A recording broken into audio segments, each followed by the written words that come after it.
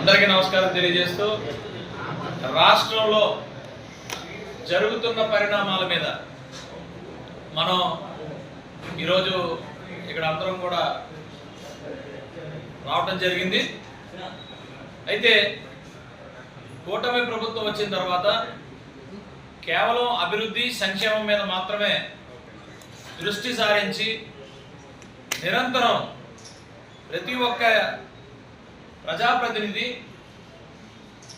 కూటమి నాయకత్వం, మంత్రులు, ఉప ముఖ్యమంత్రి గారు, ముఖ్యమంత్రి గారు, అధికారులు అందరం పనిచేస్తూ ఉంటే వైసీపీ వ్యక్తులు ఎప్పుడు మాట్లాడే విధంగానే మాట్లాడుతుంటే కొంచెం మరి నిన్న ప్రత్యేకంగా పేరు నాని గారు ఏం మాట్లాడతారో కూడా తెలియని పరిస్థితిలో ఎంతసేపు హెలికాప్టర్లు పడిపోవాలి, ఫ్లైట్లు పడిపోవాలి, ఇల్లులు పడిపోవాలి, ఉపద్రవాలు వచ్చేయాలి, తుఫాన్లు వచ్చి అన్నీ ఇదైపోవాలి.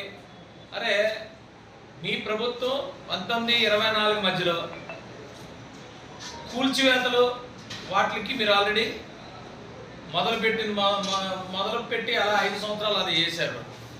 ఈరోజు ముఖ్యమంత్రి గారిది, ఉప ముఖ్యమంత్రి గారిది, లోకేష్ గారి ఫ్లైట్లు కానీ హెలికాప్టర్లు కానీ పడిపోవాలి అని అంటే ఏంటి మీ శాపనార్థాలను అడుగుతాం? మీ శాపనార్థాలు ఏంటి? తట్టుకోలేకపోతున్నారా? అభివృద్ధిని, సంక్షేమాన్ని తట్టుకోలేకపోతున్నారా? ఈ రాష్ట్రాన్ని బాగు చేస్తుంటే మీరు తట్టుకోలేకపోతున్నారా? మా ప్రభుత్వం కక్ష సాధింపులు చెయ్యకూడదని ఎంతో గౌరవంగా మరి 24 తర్వాత ఏ ఒక్క మహిళని కూడా మేము కించపరచకుండా, ఎక్కడ కూడా మాట్లాడకుండా ఈ రాష్ట్రంలో ఉన్న మహిళలందరినీ కూడా ఇన్క్లూడింగ్ భారతి గారిని కూడా అందరికీ మేము గౌరవిస్తూ ఉంటే దీంట్లోనే ఆ పరిణామాల్లోనే పేరు నాని గారు మీ భార్య గారిని కూడా ఎక్కడ కూడా ఇబ్బంది పెట్టొద్దు, మహిళల్ని ఇబ్బంది పెట్టొద్దు, రాజకీయం ఉంటే రాజకీయం, నాయకుడు చూసుకుంటాం అని సాక్షాత్తు ముఖ్యమంత్రి గారు చంద్రబాబు నాయుడు గారు చెప్పి ఒక మంచి వాతావరణాన్ని ఈ రాష్ట్రంలోని నెలకొల్పితే మరి మీరేం చేస్తున్నారు? పిల్లి శాపనార్థాలాగా శాపనార్థాలు పెడుతున్నారు. ఆల్ ఫ్లైట్ పడిపోవాలా, ఈ ఫ్లైట్ అంటే ఏంటి? ఫ్లైట్ పడిపోతే మీరు మళ్ళీ ప్రభుత్వాలకు వచ్చేద్దామనా? అరే మీరు పనిచేసి ప్రభుత్వంలోకి రావాలని కోరుకోవాలి, కానీ మీరు ఇదైపోవాలా వీళ్ళదైపోవాలని ఏం శాపనార్థాలండి? నాకు అర్థం కాదు. మీ తండ్రి గారు మంచి పేరుంది మచిలీపట్నంలో, ఆయన పేరు తీసిపడేశారు. అక్కడ చాలా మంది మాట్లాడుకుంటూ ఉంటారు, మీ కొడుకు నేను సరిగ్గా చూడక వేరే పంచలు చేరుతున్నారని. ఇవన్నీ చూసుకోండి ముందు, అంతేగాని మీరు శాపనార్థాలు పెట్టడం ఏంటి? ఇది పద్ధతి కాదు. మీరు మీ మనస్తత్వాన్ని మార్చుకోండి, మీ ఆలోచన విధానాన్ని మార్చుకోండి అని చెప్పి మేము చెప్తా ఉన్నాం.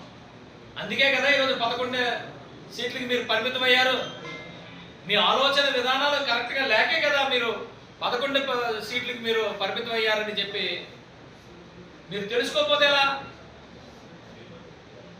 మాట్లాడితే మధ్యలో అంబటి రాంబాబు వస్తాడు, ఇలా ఇలా ఇలా ఎక్స్ప్లెయిన్ చేస్తుంటాడు. మీ ఎక్స్ప్లెనేషన్ అన్నీ అయిపోయినాయి. మీరు దయచేసి ఫాలో అవ్వండి. దయచేసి మాట్లాడేటప్పుడు జాగ్రత్తగా మాట్లాడండి, డిగ్నిఫైడ్గా మాట్లాడండి, డీసెన్సీతో మాట్లాడండి. అంతే తప్పితే ఎలా పడితే అలా మాట్లాడితే ఎలా? దయచేసి ఇవన్నీ మాట్లాడకండి. 4 కూలిపోయేలా, ఇల్లు కూలిపోవాలా, ఈ ఫ్లైట్ కూలిపోవాలా, ఆ హెలికాప్టర్ కూలిపోవాలా, ఇదేం శాపనార్థాలు? ఇదేం శాపనార్థం? నాకు అర్థం కాదు. నిన్న రాజకీయ నాయకులు అంటారా? ఒక మంత్రి చేశారు, మీరు